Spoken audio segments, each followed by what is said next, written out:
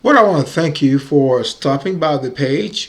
I'm actually starting a two, maybe three-part series coming out of Matthew chapter 22 entitled Checkmate.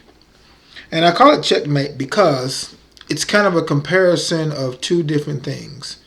You know, when you're playing chess, usually when you are finalizing and getting ready to defeat your opponent, your final move is usually labeled checkmate. Now, before that, when you're about to make moves that are about to finalize it, you will go check. And so, what we're going to do is the first part of Matthew chapter 22, verses 1 through 14, is going to be check. And then the rest of that chapter is actually going to be the checkmate.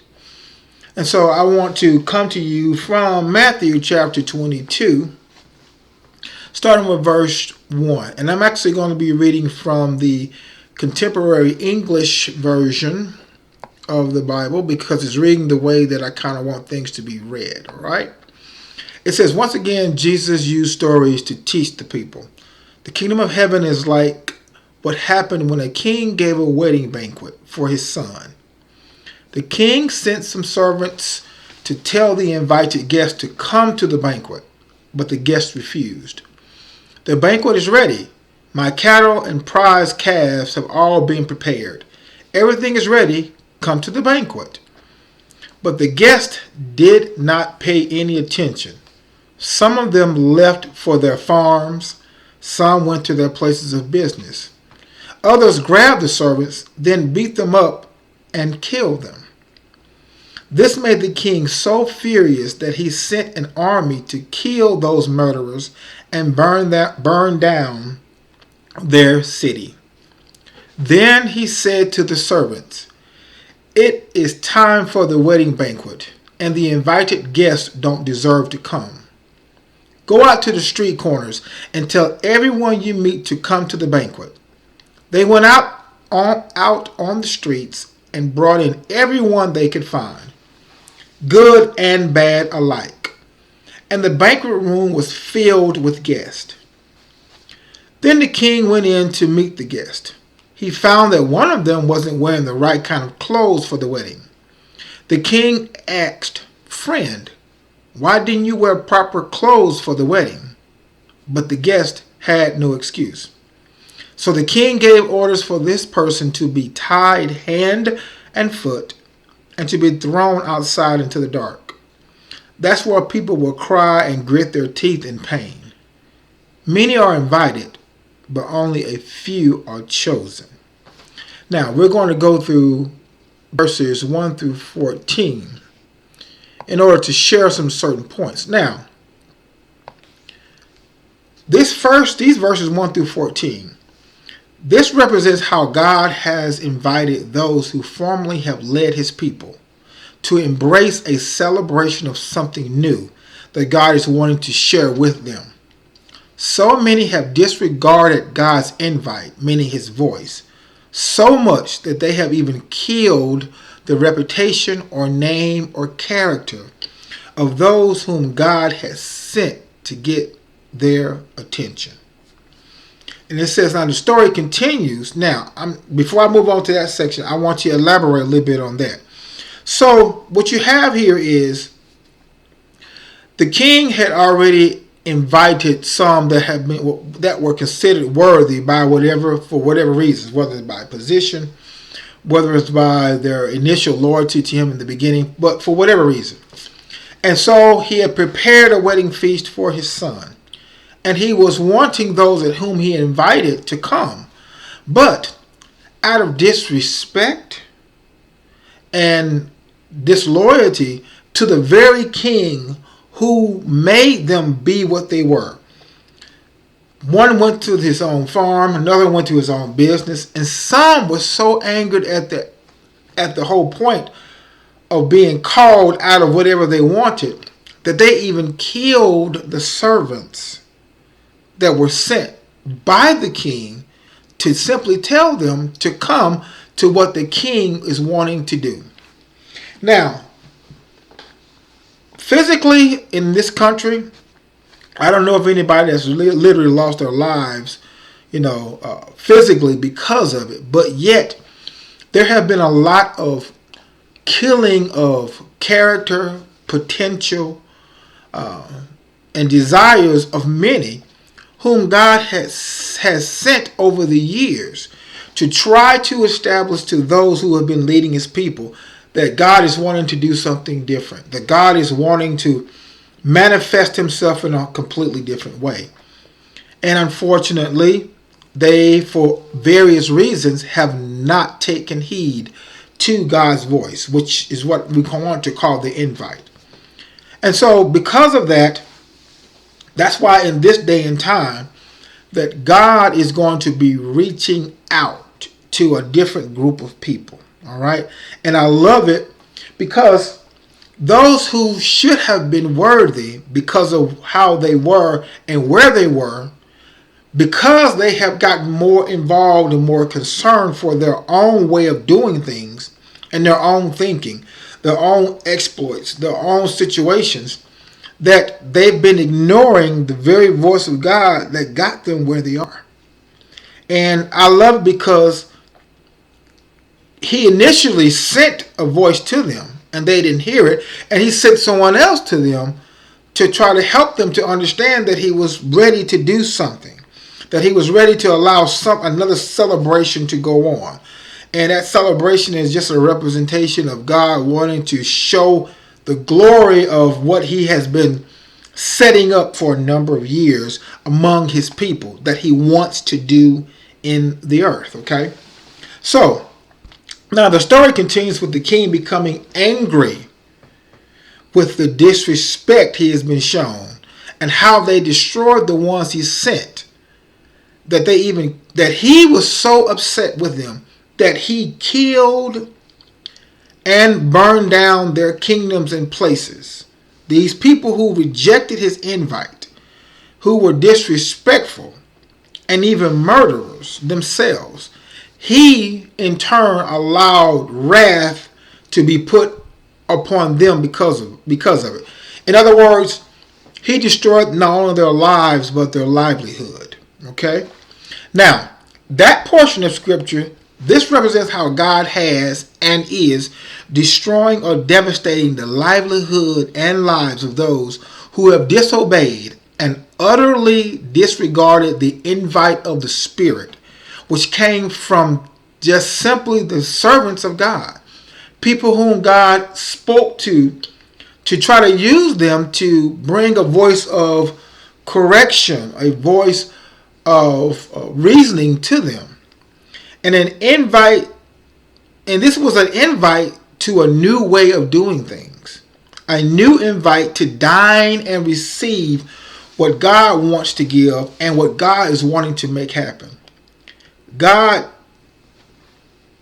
changes and not their own changes. These are the things that God has been wanting to do, even though they may be different from the initial criteria or the initial setup or the initial purpose of those who have been in charge of his people, those who have been under shepherds to the great shepherd, and so God has been wanting to get their attention for a long time. And that's a lot of what we have to deal with part of what this pandemic has been going on. It has been a huge and tremendous time for God's leaders to reevaluate their own lives, reevaluate their purpose, because God has been speaking, but they have considered people insignificant. They have not taken heed.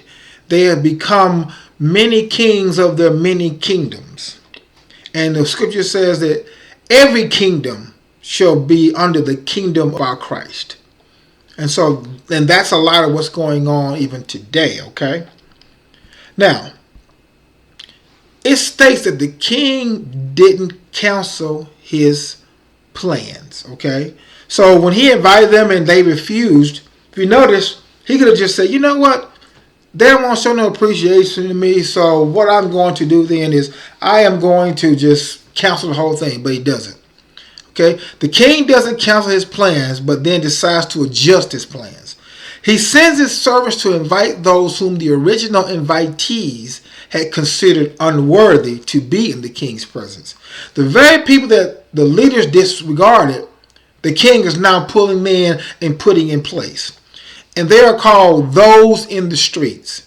Street people understand things that non-street people don't.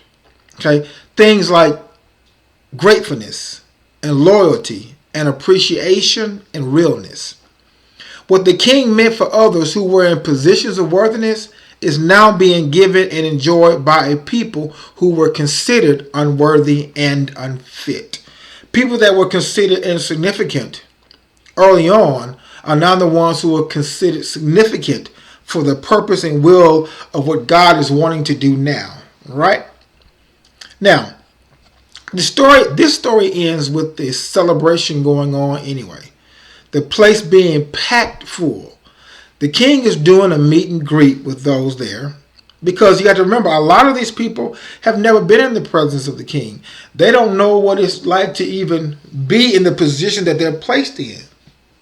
So he is, in a sense, not only entertaining them and being mindful of their well-being, but they're also having to learn of the king firsthand for themselves. And say he is doing this. Now, he's doing this because even though they have a free invite and place with the king, an audience with the king, they still have to learn about who it is that has invited them to this audience. And that's one aspect about when God is even pulling in what we want to call street people. Even though they have, or we have what God is wanting, we still have to learn to operate and function in that presence. Operate and function within the scope of that. Because the king is still who he is. And they could do things that could cause trouble or bad situations if they don't know any better. So they have to learn. Now, as the king is doing this meet and greet, he notices that there's someone there who doesn't appear like those whom he invited. Said his clothes aren't right. He says to him, "Friend, why are you not properly dressed for this wedding celebration?" And the man had no excuses.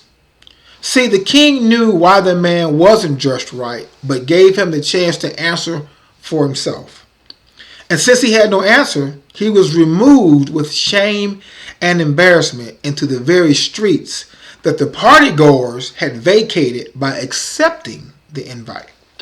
So you're seeing God doing a switcheroo. That's why you heard me say before about, man, God is straight gangster, because some of the stuff that he does, you can only relate it to what we've seen gangsters do. I mean, there's certain moves that God does. You be like, man, that's just straight gangster to make a move like that. You just going to say, okay, you know what? You were in a position to be worthy of this, but since you're going to be disrespectful, I'm going to switch your whole life and lifestyle over with somebody else. And now you have to sit around and watch somebody that you thought wasn't worth anything now be put in a position of worthiness before me. And that's how God is doing. He's pulling people that you're not going to expect. People that have been disregarded. He's calling them. They have had life experiences that has shaped and molded them to be what God is wanting. Kind of like it's like an Israel-Gentile situation all over again among his people. You had the Israelites who were worthy enough to have received from God in the beginning, but who rejected the Gentiles. But when Christ came along, wanting to show them something new about God, they rejected him so much to the point that they killed him, that God says, you know what? I'm going to now pull the Gentiles in. I'm going to show myself strong among a people who weren't considered a people. So the very people that the Israelites did not even consider worthy to have God's attention now have God's not only full attention, but now get a chance to know things and experience things with God that even the Jews didn't get a chance to experience. And even so now in this time, the street people that God is pulling in are going to get a chance to experience things that a lot of people who have been walking with God a long time, but who have not been willing to yield up their way of thinking and their way of doing and their own agendas to his purpose, they're going to have to sit back and watch God move with these people. And one thing about it is, the difference between the two situations, one has been taught, these new ones will be about the walk, okay? You're going to have walkers versus talkers. You're going to have folks that are going to have the proof versus the people who just had the pulpit and the information. You know, you passed off knowledge, but you had no power with it. But these people that God's pulling is going to be walking in not only word truth, but power truth, okay? God is going to show the separation of the two by allowing his power and his favor to be obvious, okay? Kind of like the man in this particular story. The one that the king called him friend, he says, why don't you have the proper clothes on? And what the king was trying to letting him know was that it's going to be obvious that you don't fit into what I got going on now. Because what I can see is not only does this king pull in these tree people, but he clothes them in a different way. He puts garments on them that reflect the new thing that he's doing, you know, and garments represent your character, okay? And that's going to be a different clothing of character among those whom God is choosing to use. And that's going to be highly, highly important, okay? Now, all this also represents how those whom God is calling now will be clothed with a glory from God that will be obviously different from those whom originally had been invited. The friend, as he was called, thought that he could use his old position and glory and be a part of the new and more glorious feast of the king. The same would be for those who God has rejected and turned to others to feel his presence with their presence. They think their original status with God will allow them to blend in and be seen as being a part of what the king is doing now. But it will be seen by the king as more disrespectful and worthy of punishment and shame. He could have killed the friend, but instead he is merciful to him and only causes him shame. This shows the mercy of the king even in judgment. This also gives the new invites in his presence an example of what can happen if they act like the ones who were called before them.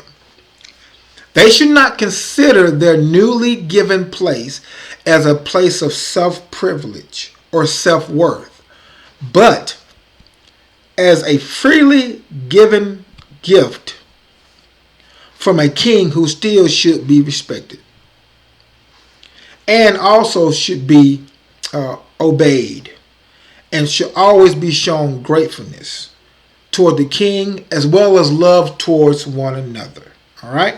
And so this first section, this highlights the fact of what God is wanting to do. He's wanting to do something new. He's been wanting to do something new.